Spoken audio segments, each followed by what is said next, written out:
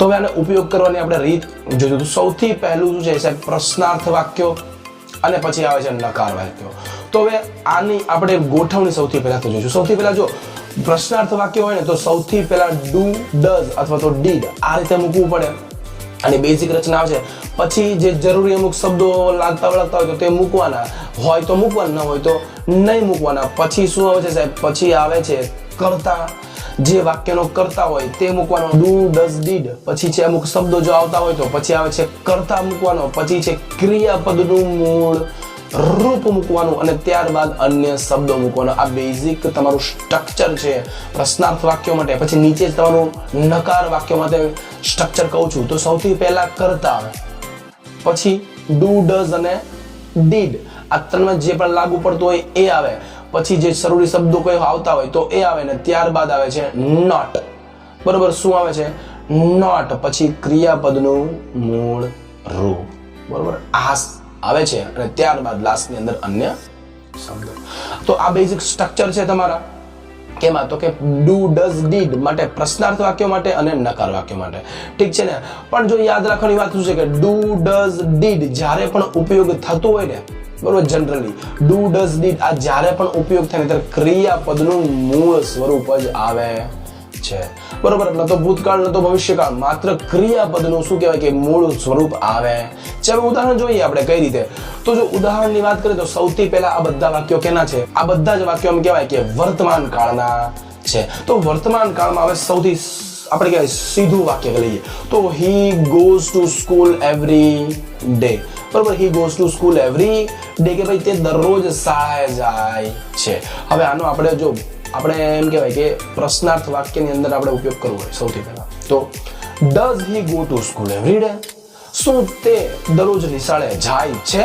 આપણે આને પ્રશ્નાર્થ બનાવવું હોય તો હું does he go to school every day, શું તે દરરોજ નિશાળે જાય છે? પછી શું છે, હવે નકાર વાક્ય બનાવવું હોય આપણે તો કઈ રીતે એનો ઉપયોગ કરવો? તો કે હી ડઝ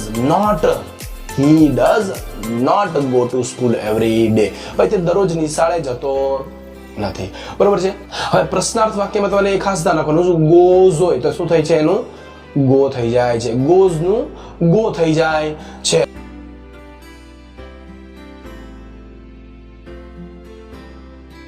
પછી શું, આઈ વોક ઇન ધ ગાર્ડન. બરોબર છે, આઈ વોક ઇન ધ ગાર્ડન કે ભાઈ હું બગીચામાં ચાલુ છું.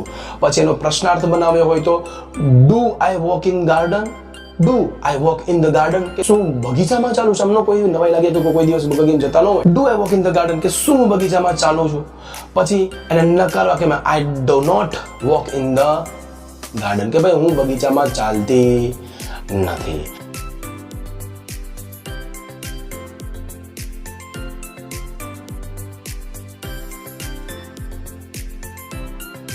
બરોબર છે. પછી વી નો પણ ઉપયોગ જોઈ લે વિવિધ કરતા સાથે. તો વી લાઈક ટુ ઈટ આઈસ્ક્રીમ કે ભાઈ અમને જે છે ને આઈસ્ક્રીમ ખાવો ખૂબ જ ગમે છે. હવે આનો આપણે પ્રશ્નાર્થ વાક્ય બનાવવું હોય તો તે કઈ રીતે બને છે કે ભાઈ do we like to eat ice cream કે ભાઈ અમને આઈસ્ક્રીમ ખાવો ગમે છે ખરો. ભાઈ અમને આઈસ્ક્રીમ ખાવો ગમે છે ખરો.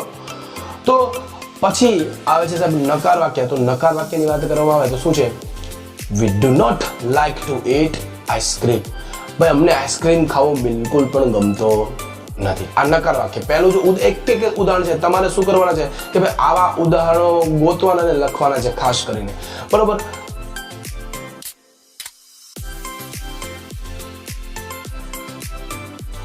પછી શું છે, યુ સાથે હવે ઉપયોગ જોઈ લે. યુ રીડ ઇંગ્લિશ, તું ઇંગ્લિશ વાંચે છે. હવે પ્રશ્નાર્થ વાક્ય બનાવીએ તો શું, you do you read English કે ભાઈ તમે ઇંગ્લિશ વાંચો છો. ડુ યુ રીડ ઇંગ્લિશ, એમ તમે ઇંગ્લિશ વાંચો છો. ત્યારબાદ શું છે સાહેબ, you do not read English, તમે ઇંગ્લિશ વાંચતા નથી. પ્રશ્નાર્થ વાક્ય અને નકાર વાક્ય.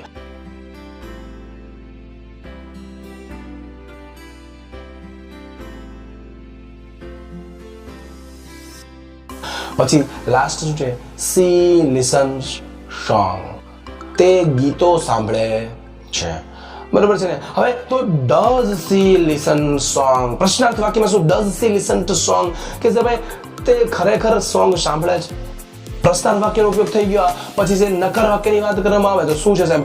she does not listen song. તેણીને ગીતો સાંભળવા ગમતા નથી. બરોબર છે.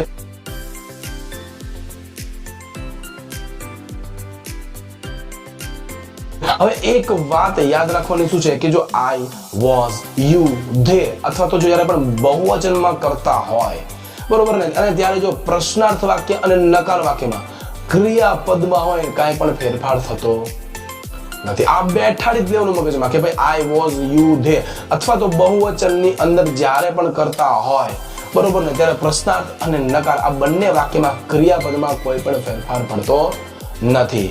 બરોબર. હવે તેનો ઉપયોગ આપણે જોઈ લીધો છે.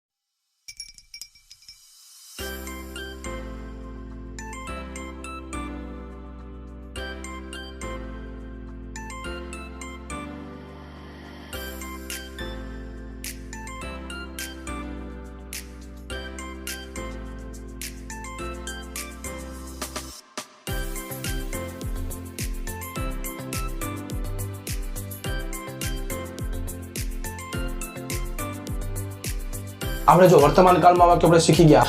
ભૂતકાળની અંદર આ વાક્યનો ઉપયોગ આપણે કરવો હોય તો કેવી રીતે બને છે? તો I went to garden yesterday. આપણે આજે તો નતો પણ કાલે હું ગાર્ડનમાં ગયો હતો. બરોબર. તો હું ગઈકાલે બગીચામાં ગયો હતો. પ્રશ્નાર્થ વાક્ય did I go to garden yesterday કે શું હું ગઈકાલે ગાર્ડનની અંદર બગીચાની અંદર ગયો હતો? પ્રશ્નાર્થ વાક્યના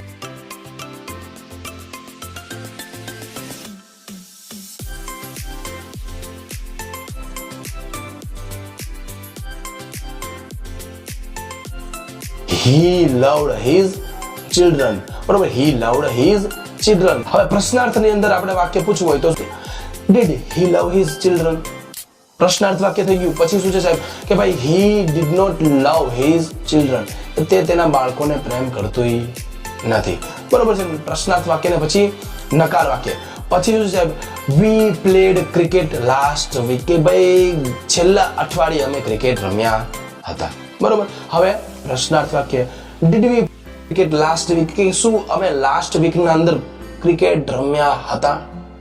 બરોબર. ભૂતકાળની અંદર કેવું કે ભાઈ ભૂતકાળની અંદર did નો ઉપયોગ કરીને પ્રશ્નાર્થ વાક્ય આ રીતે બને છે.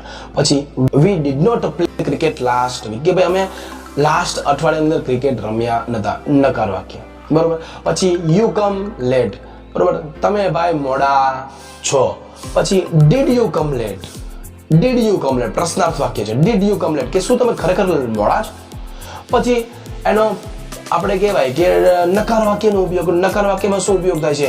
you did not come late કે ભાઈ તમે મોડા નથી. બરોબર. તમે મોડા નથી.